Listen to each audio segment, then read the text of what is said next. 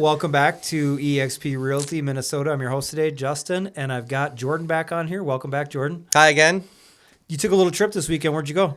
We went fishing up in the Lake of the Woods. That sounds so amazing. How was the weather up there? It was great for a little bit. Caught some fish, nice sunny weather.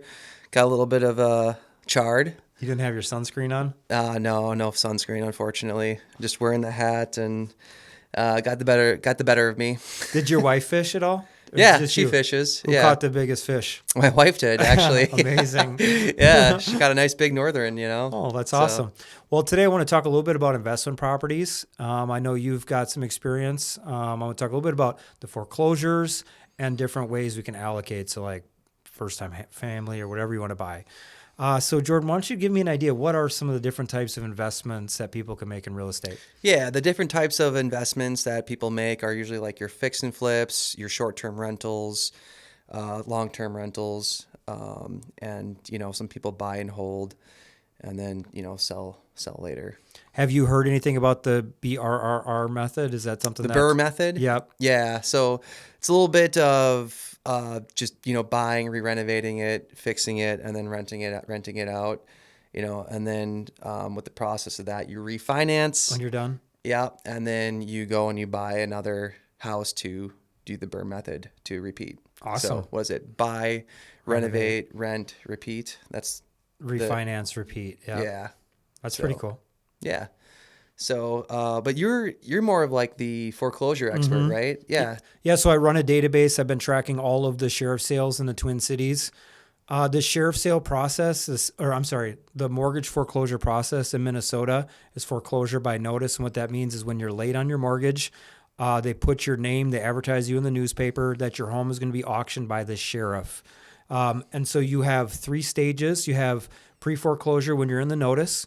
You have post-auction redemption period, and then you have after the property redeems, you have REO, which is real estate owned, and that goes back to the lender, and that's when they are selling the property. So those are 3 different types of foreclosures that a buyer could purchase.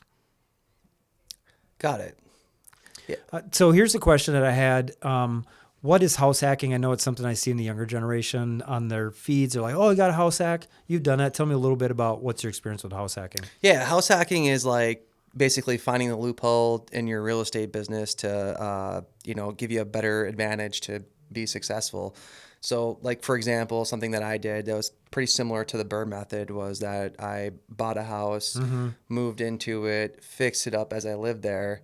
And how that's house hacking is that you're putting less down and you're getting a better financing rate. Because you're living there. Because you're living, yeah. you're occupying the property. And then you move out, you buy another house that you own or occupy into, and then you rent out that first house that you bought.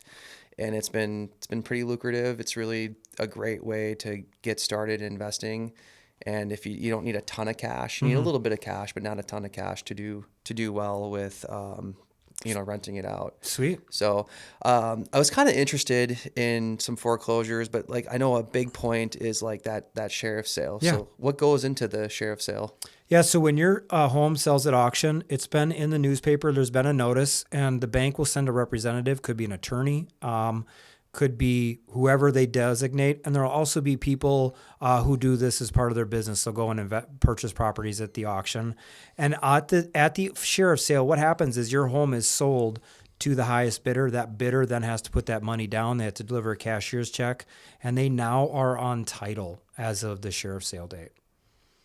So here's a question back for you about the house hacking. I know you do an Airbnb as well. If you were starting over today with one Airbnb and it was your first one, what would you do?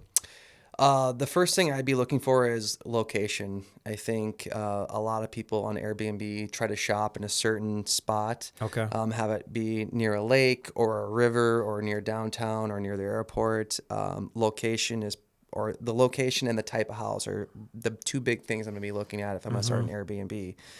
If I find a property that I think is really going to do well, I would just jump on it and get started.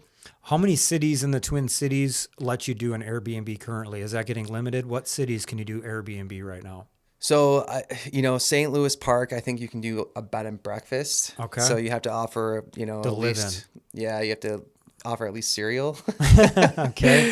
St. Louis Park Yeah, there's a lot of limitations that I noticed. Like Minneapolis, you can only have one Airbnb per per person. per Okay.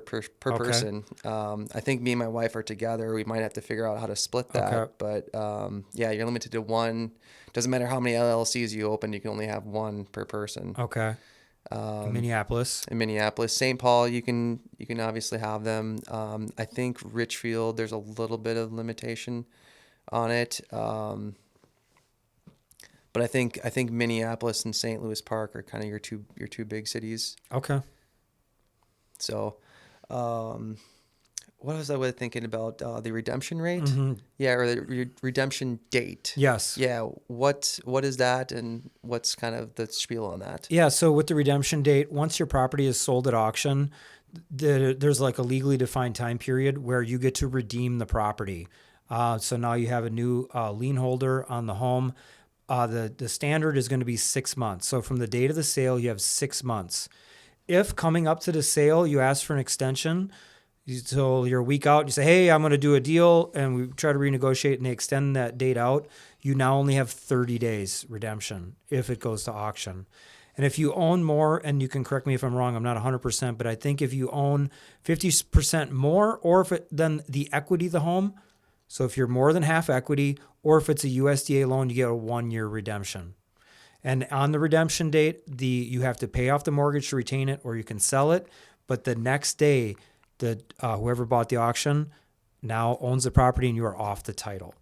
Oh wow. Okay. So they have a little bit of time to try to reevaluate or recoup. Sell it, or pay it off. Pay it off. Don't let it go, because if once it's done, it's done. It's done. If you pay off during the redemption period, if you pay off the mortgage, you will just have late payments.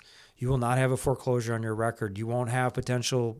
There could be. But once it's redeemed, it's redeemed. It's redeemed, and they can come. You could it's come basically after like you. they bought it. Yeah. They own it now. Yeah, they own it. So let's say I get a lot of people reach out. They're like, "Hey, I want to buy multifamily. What are the best cities to buy multifamily in Minnesota?" The best cities to buy a multifamily in Minnesota are probably going to be Minneapolis and St. Paul. Why, Jordan? They have about 99.9% of all the multifamily in the state of Minnesota. What happens if you try to buy a multifamily out of Minneapolis? How much do you think you'll pay for a duplex? Oh, you're paying $500,000 or more on a duplex. Yeah. I think there was one in Richfield sold for $700,000 duplex. And if you're buying a house in Hopkins, that's a duplex in Hopkins at $500,000. Expect to put $100,000 in repairs into it. So it's basically Minneapolis is what we're saying. Minneapolis and St. Paul are your two options that you're going to be looking. Nice. All right. Well, I think it's a great video. We talked a little bit about investment, different types of investment, and properties, in foreclosure. People are looking at buying those. Yeah. Any final remarks you got from today's chat? Yeah, I really appreciate you sharing the kind of the info on the sheriff's sale, kind of like, who's bidding on that, how that turns out, and then the redemption period that once that redemption date comes, that it's done and you got to move on. What if you own an Airbnb in Minneapolis right now? You were saying if somebody wanted to do an Airbnb, set up an appointment with you, reach out. What's that look like? Yeah, I've got a couple of people who are also looking to do Airbnbs. I'd love to just share my knowledge on kind of what goes into starting an Airbnb and kind of the locations that you wanna search in. Awesome. If that's something you're interested in, reach out to Jordan. He house hacked as well. He'd be a great resource for that. I appreciate your time, and we'll see you in the next video. Sounds good. Thanks, Justin. Yeah. Thanks, guys.